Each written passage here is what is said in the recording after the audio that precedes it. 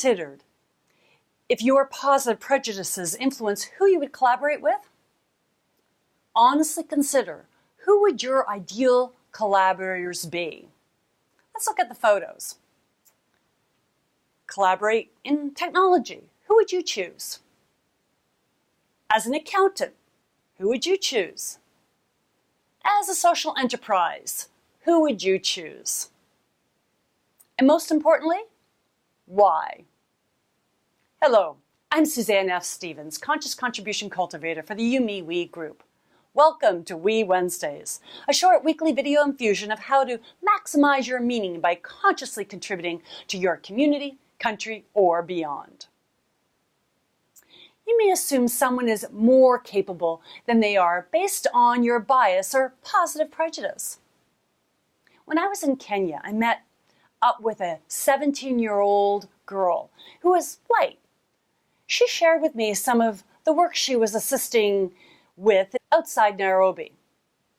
As the group was looking for solutions to a specific problem, one of the elders of the community sought out this young lady's perspective.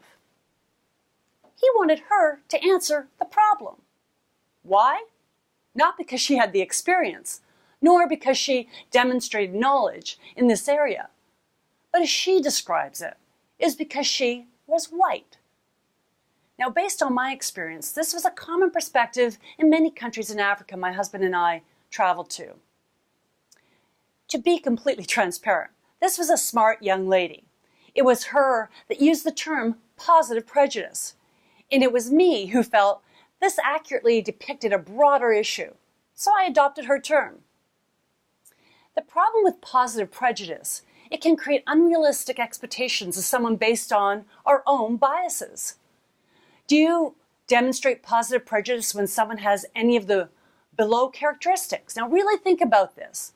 Consider if someone is white, attractive, male, tall, native English speaker, employed, first world, an adult, thin, no speech impediment, heterosexual, wealthy, intelligent, educated, Christian, able-bodied, mentally healthy, born in the country of residence, well-connected family, no criminal record, standard accent.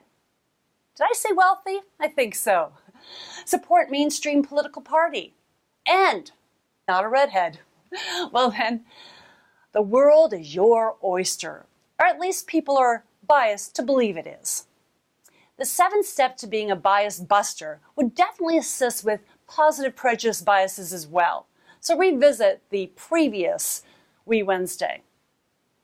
When you're considering collaboration, the first impression should never be the last. Some of the most productive partnerships seem to start with some friction before being en route to being the most trusted relationship.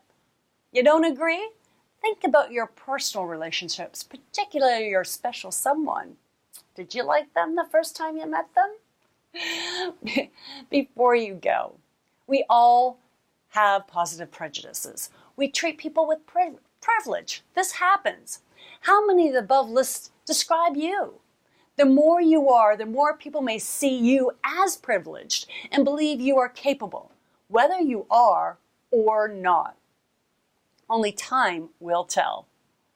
Next week, we'll delve into what's in a name and how your bias can be a barrier to hiring the best candidate for the job. Well, we all have biases, but we also can do something about them. Until next time, make your contributions count.